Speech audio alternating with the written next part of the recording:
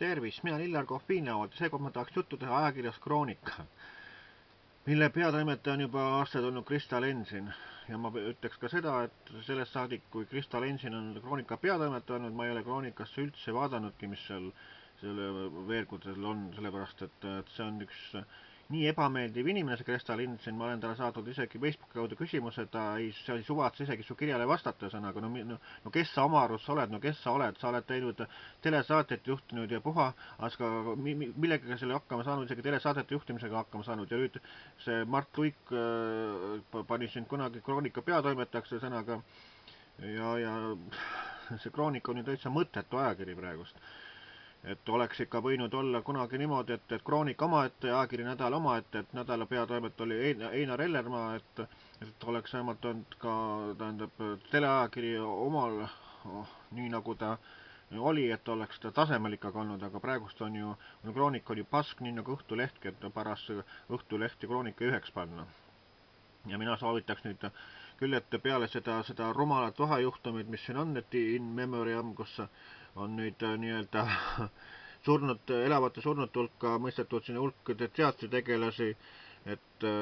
Krista Lensin peaks astuma tagasi peatoimetaja kohalt ja see Meelis Kapstas samamoodi sõnaga ja Kroonika ajab ka täielikku muutumist, et kaua see kuradi pull seal kestab, et igasugust jura ja möla kokku aetakse, et pangu Õhtuleht ja siis Kroonika pangu ennast kokku, et siis saab üks paras funt. Ja keda siin in memoriaks on siis pandud sõnaga, et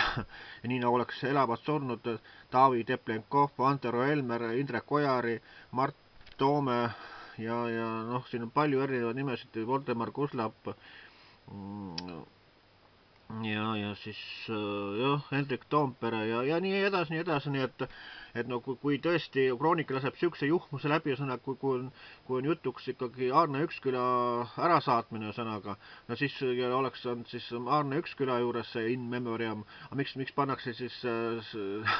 selline pealkiri siis nende piltide juurde, kes on nagu siis sellest ärasaatmist osa võtnud, et noh, ma ei oska selle sõnagi otsida, et lihtsalt see Kroonika niivõrd mõttetu, et ei ole seda Kroonikat mõttetu üldse enne lugeda, kui Kroonika muutub, nii et mina soovitaks Kroonika peatoimetajaks praegust näiteks Einar Ellermaad, kes on ka kunagi ennem on Kroonika peatoimetaja ja selle ajal lugesin veel Kroonikat ja tegin kaastööd, kui oli Margus Müül selle peatoimetajaks, aga nii kui Krista Lensin peatoimetajaks sai, nii ma lõpetasin kohe selle ajakirja sirvimise ära, nii et see on täitsa. Nii et Krista Lensin võiks tegeleda mingi muuga, mis talle sobib rohkem, aga ajakirja peatoimetaja amet ja siis telesaate juhtimine tal küll ei sobi, et ta lihtsalt ei sobi selleks ja kõik, nii et mina Illar Kohviinäolt.